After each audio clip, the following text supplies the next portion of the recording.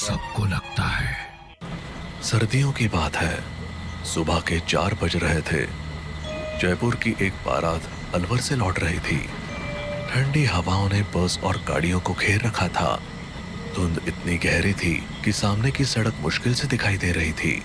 दूल्हे अजय की Ertiga car में उसकी माँ चित्रा, दुल्हन रीमा, बहन सोनल, दोस्त विक्रम और रोहित के साथ ड्राइवर भी था। बहू, आराम से बैठी हो ना? जी मम्मी जी। शादी बहुत झमेले वाला काम है। इतनी थकावट हो रही है जिसकी कोई हद ही नहीं। अरे विक्रम, कहाँ खोया हुआ है? लगता है वो अपनी शादी के सपने बुन रहा है। अरे नहीं यार, मैं तो बस बाहर देख रहा था कि कितना अंधेरा है, कैसा डरावना माहौल लग रहा है। ऐसे में किसी को इस रास्ते पर अकेले पैदल चलना पड़ेगा तो क्या होगा? अरे भैया क्यों डरा रहे हो? ऐसी बातें ना करो ना। सच में ये सब मत कहिए, यहाँ का माहौल वैसे ही डरावना है। ऊपर से इतनी ठंड है कि हड्डियां कांप रही है और तुम होके डराने की बातें कर रहे हो। हाँ ठीक है, अब नहीं कहूँगा। I am very very sorry. जैसे जैसे गाड़ी आगे बढ़ रही थी, अंधेरा गहराता जा रहा था। ठंडी सर्दियों की हवा खिड़कियों से अंदर घुस रही थी और हर कोई अपनी अपनी जगह पर दुबक कर बैठा था। इस बीच उन लोगों को पता ही नहीं चला कि ड्राइवर ने एक गलत मोड़ ले लिया है। कुछ ही देर बाद एक सुनसान जगह पर कार अचानक रुक गई। यहाँ गाड़ी क्यों रोक दी? गाड़ी रोकी नहीं है, अपने आप रुक गई है। लेकिन ये जगह कौन सी है? इतना कोहरा है, कुछ समझ नहीं आ रहा। लगता है हम रास्ता भटक गए हैं। अजय ने फोन निकालकर मैप चेक किया। मैप ने दिखाया कि वो भानगढ़ किले के सामने है और तभी उसके मोबाइल के नेटवर्क चले गए। इस दौरान ड्राइवर ने गाड़ी से उतरकर उसे ठीक करने की कोशिश की, लेकिन गाड़ी का इंजन दोबारा स्टार्ट नहीं हुआ। ये क्या मुसीबत है? मेरा फोन भी काम नहीं कर रहा, नेटवर्क गायब है।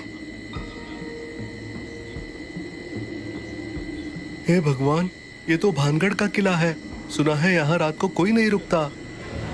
ओए, मजाक मत कर यार, सच में डर लग रहा है। चारों तरफ जंगल से अजीब अजीब आवाजें आ रही थी, कुछ जानवरों की और कुछ ऐसी जो पहचान में नहीं आ रही थी। अजय और विक्रम ने गाड़ी ठीक करने की बहुत कोशिश की, लेकिन सब बेकार था। लगता है हमें यहीं रुकना पड़ेगा। अभी सुबह होने तक 2-3 घंटे हैं, उसके बाद ही कुछ हो पाएगा। अब लेकिन ये आवाजें, ये तो और डरावनी होती जा रही है। मुझे बहुत डर लग रहा है। क्यों ना किले के अंदर चलते हैं, शायद वहां ज्यादा सुरक्षित हो। नहीं, ये भानगढ़ का किला है, ये भूतिया है। आप लोगों को मालूम नहीं है क्या? वो सब कहानियां हैं, असल में यहाँ ऐसा कभी कुछ नहीं हुआ है। हाँ, विक्रम सही कह रहा है। चलो सब लोग अंदर चलो, यहाँ जंगली जानवरों का खतरा है। जी अंदर चलिए, भूत हो ना हो लेकिन जानवर जरूर हैं। वो लोग उसकी बात मानने को तैयार ही नहीं थे, पर तभी कहीं दूर से भेड़िए की आवाज आई और सब फौरन अंदर पहुंच गए। किले का माहौल बिल्कुल सुनसान और डरावना था। दीवारों पर उगी झाड़ियां और मकड़ी के जाले उसे और भूतिया बना रहे थे। वो लोग अभी अंदर पहुंचे ही थे कि एक तरफ से चमगादड़ों का झुंड उड़ा। सबका दिल दहल गया। हे भगवान, मेरी जान निकल जाएगी। हिम्मत रखो बहू, बस कुछ घंटे की बात है। मुझे लग रहा है कि कोई हमें देख रहा है। पागल मत बनो, यहाँ कोई नहीं है। सबने किले के एक कोने में जगह बनाई और बैठ गए। ठंड बढ़ती जा रही थी और डर का माहौल गहराता जा रहा था। तभी सोनल ने एक बार फिर कहा, सच में किसी ने मुझे देखा, मैंने उसकी आंखें महसूस की। इस बार सब चुप हो गए। तभी पास की दीवार से एक अजीब सी खरोंच की आवाज आई। ये क्या था? शायद कोई जानवर होगा। तभी दीवार पर एक परछाई दौड़ती हुई दिखाई दी। वो क्या था? सबने पलट कर देखा, लेकिन कुछ नजर नहीं आया। किले के अंधेरे में हर कोना और भी भयानक लगने लगा। तभी अचानक सोनल जोर से चिल्लाई, वो देखो क्या है।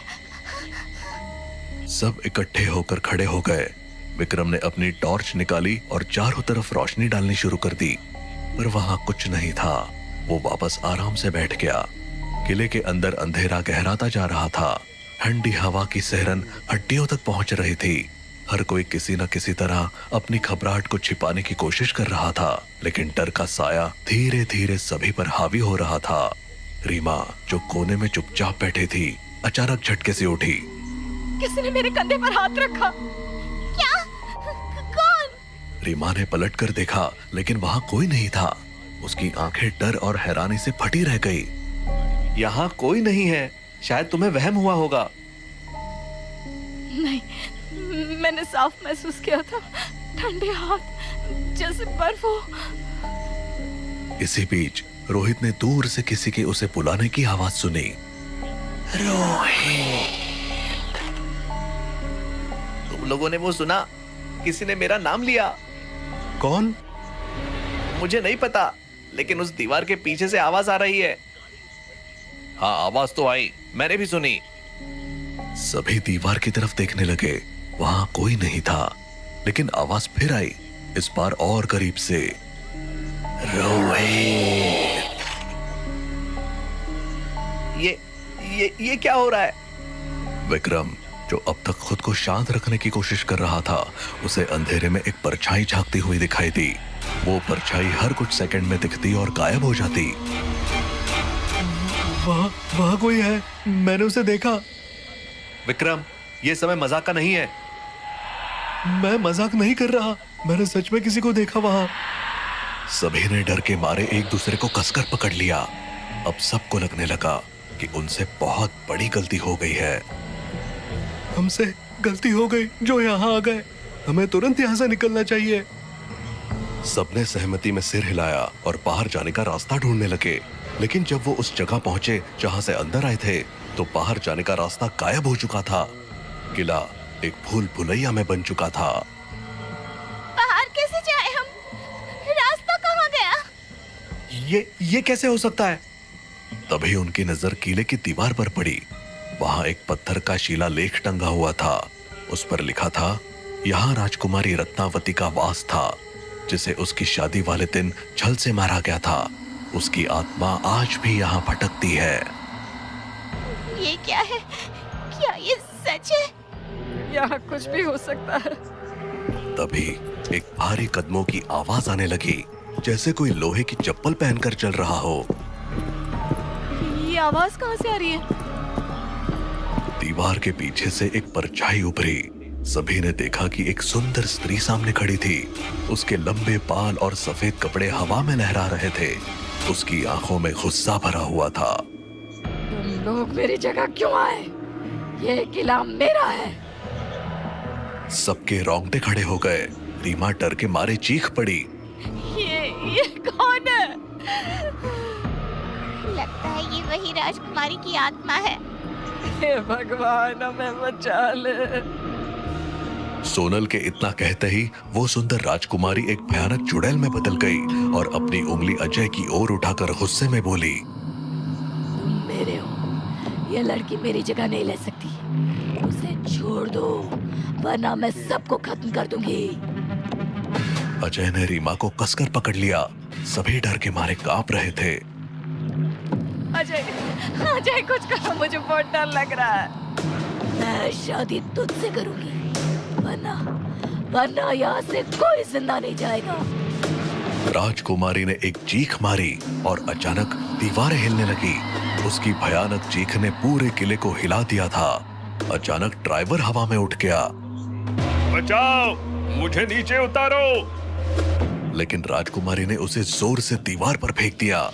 उसकी गर्दन टूट चुकी थी और वो वहीं मर गया। खून दीवार पर फैलने लगा।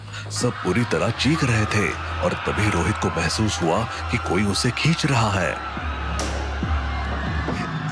कोई मुझे पकड़ रहा है। अजय, बचाओ। लेकिन वो दीवार के पार खींचता चला गया और अचानक गायब हो गया। उसकी चीखें किले में गूंजती रही और फिर एक भयानक सन्नाटा छा गया।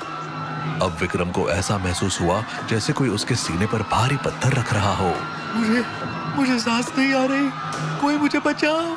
वो दर्द से तड़पते हुए नीचे गिर पड़ा। उसकी आंखें लाल हो गई और कुछ ही पलों में उसकी सांसें थम गई। भगवान के लिए हमें छोड़ दो।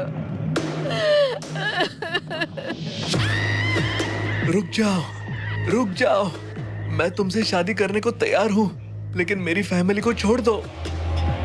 तुम्हारा ये निर्णय तुम्हें बचा सकता है, लेकिन तेरी ये पुरानी दुल्हन अब मेरी बंधक रहेगी।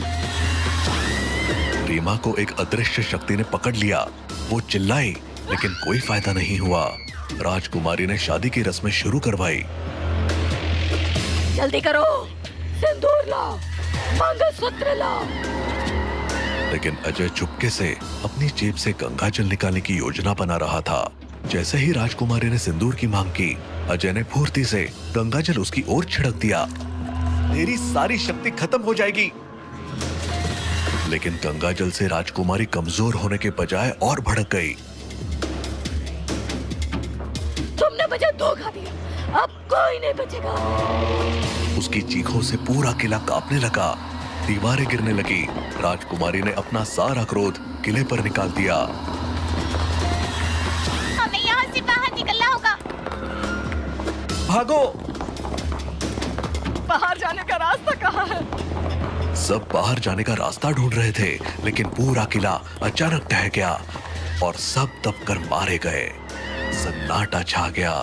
बस राजकुमारी के रोने की आवाज गूंज रही थी। पर अगले ही पल राजकुमारी का रोना बंद हो गया और वो किला फिर से खड़ा हो गया, अपने अगले शिकार के इंतजार में।